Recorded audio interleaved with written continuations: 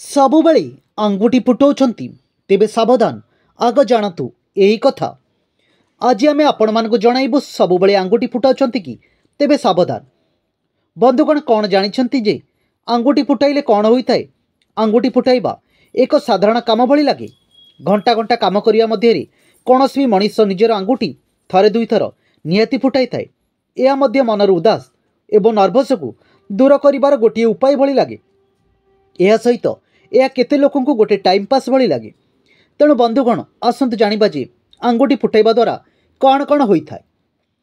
ତେବେ ବନ୍ଧୁଗଣ, ଆପଣ କ'ଣ କେବେ ଭାବିଛନ୍ତି ଯେ ଏହି ଆଙ୍ଗୁଠି ଫୁଟାଇବା ଆମ ଦେହ ପ୍ରତି ଭଲ ନା ଖରାପ?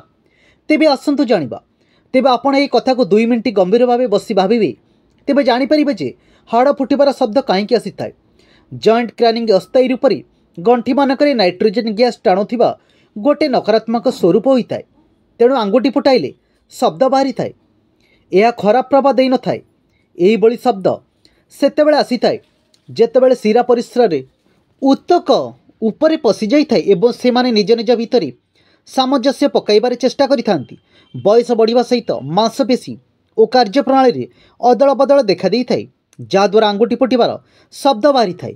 ଆଉ ଯଦି ଆଙ୍ଗୁଠି ଫୁଟିବା ସମୟରେ କାଟୁଛି ତ ଆପଣଙ୍କ ଅସାମାନ୍ୟତା କି ନରମ ହାଡ଼ କମଜୋର ହେବା, ଗଣ୍ଠିରେ ଖଣ୍ଡିଆ କିମ୍ବା ଗୋଇଠି କଷ୍ଟ ହେବା ଭଳି ସମସ୍ୟା ଦେଖାଦେଇଥାଏ। ତେବେ ଆସନ୍ତୁ ଜାଣିବା ଆଙ୍ଗୁଠି ଫୁଟାଇବାର କ'ଣ ସବୁ ଅସୁବିଧା ହୋଇପାରେ।